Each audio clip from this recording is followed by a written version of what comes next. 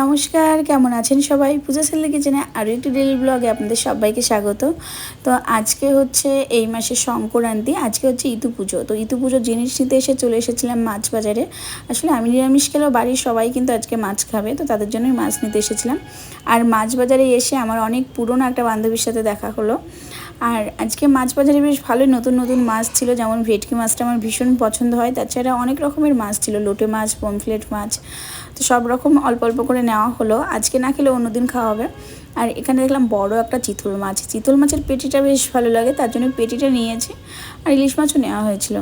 তারপরে বাজার থেকে চলে আসলাম বাড়িতে এসে প্রথমেই স্নান করে চলে গেলাম ঠাকুর ঘরে, পুজো করে নিলাম। আর আজকে ইতু পুজো, তো ইতু পুজো বাড়িতে একা একা করতে হয় না, আমি শ্বশুর বাড়িতে যাবো, শ্বশুরবাড়ি ওখানে সবার সাথে ইতু পুজো করব। তো বাড়ির পুজোটা প্রথমে করে নিলাম, আর বাড়ির পুজো করার পরে কিন্তু আমি চলে যাব শ্বশুর বাড়ি। এখন আস্তে আস্তে ঠান্ডা পড়তে শুরু করে দিয়েছে। আমি এদিকে গোপালের অনেক বাজার করে এনেছি, গোপালের কিছু শীতের কালেকশন আপনাদের সাথে শেয়ার করছি।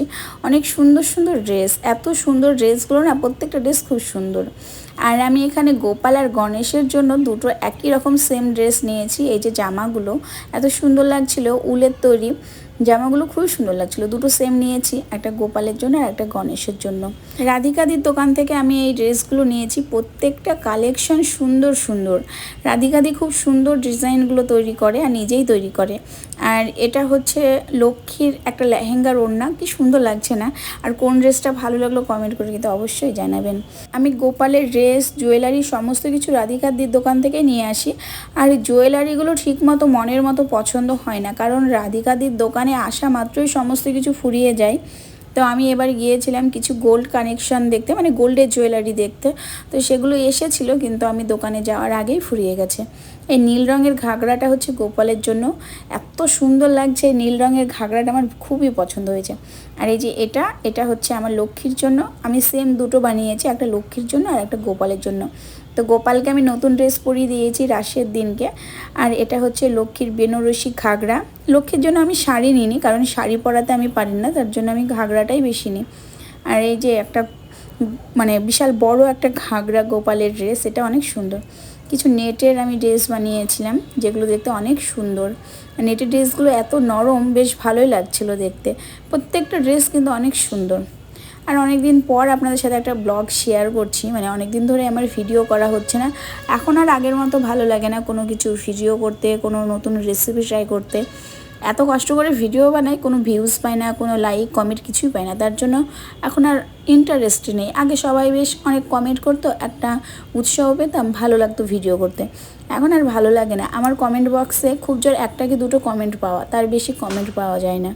তো আমার গোপালের কালেকশনগুলো কেমন লাগলো জানাবেন। আর এখন তো শীতের সমস্ত কিছু ফুল গাছ মানে সবার লাগানো হয়ে গেছে, আমারই হয়তো বাদ আছে। আমি প্রায় 1 বছর হতে চললো আমি ছাদের উপরে ঠিকমতো যত্নই নিই না, মানে এখন আর সেই রকমভাবে সময় পাওয়া হয় না। তো আজকে অনেক দিন পর আমি নতুন নতুন গাছ নিয়ে এসেছি, এখন ছাদে লাগানো হবে। আর এই যে আমার ছাগল, এটা কুকুর বললে ভুল হবে, কারণ কুকুররা কোনো দিন এইভাবে ঘাস খায় না। আমার ছাগলটা ঘাসটা সমস্ত কিছু খেয়ে নেয়, যে ফুল গাছের পাতা ছিঁড়ে ছিঁড়ে খায়। তো ওকে ছাগল বলবো না কুকুর বলবো আমি ভেবে পাই না। তো একটা কাকা এসেছে, কাকা এসে ফুল গাছগুলো লাগিয়ে দিচ্ছিলো। তো পুজো করে আমি চলে এসেছি শ্বশুর বাড়িতে। এসে দেখি সুজাতার কিন্তু অনেকটাই গোছানো হয়ে গেছে, কত সুন্দরভাবে আলপনা দিয়েছে। আজকে ইতু পুজো, তো আজকে এখানেই ইতু পুজো করবো।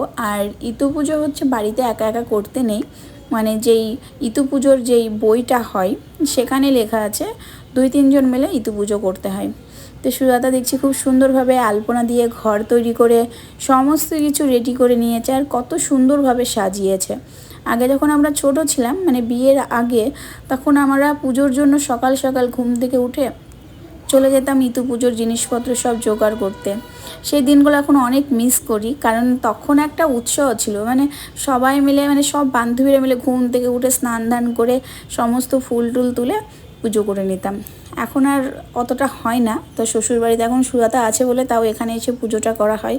আর সুজাতা সমস্ত কিছুই ও নিজেই গুছিয়ে নিয়েছে, আমি তো লাস্টের দিকে এসে পুজোটা করলাম। পুজো করার পর এখন ঘটগুলো ঘরে রাখা হচ্ছে। আগে যখন বিয়ের আগে ঘট পুজো করতাম, তখন 10-12 জন সবাই মিলে একসাথে ঘট পুজো করতাম, কত ভালো লাগতো। সেই দিনগুলো এখন পুরো অতীত হয়ে গেছে। এখন সেই রকমভাবে আর কেউ ঘট পুজোও করে না, আর এখানে তো করে না বললেই চলে।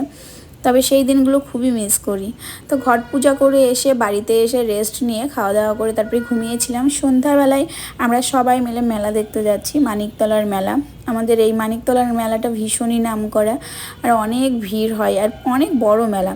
আর এই মন্দিরটা খুব সুন্দরভাবে সাজিয়েছে, এত সুন্দর লাগছে। তো মেলাতে ঘুরে টুরে অনেক রাত্রি হয়ে গেছিলো বাড়ি যেতে, আর আমার ফোনটা না অফ হয়ে গেছিলো, তার জন্য আর পরে ভিডিও করা হয়নি। তো আমরা অনেকে মিলে মেলা দেখতে গিয়েছিলাম আর মেলাতলায় গিয়ে আমরা ভীষণ আনন্দ করেছি। তো আজকের ভিডিওটা এতদূর পর্যন্ত কেমন লাগলো কমেন্ট করে কিন্তু অবশ্যই জানাবেন।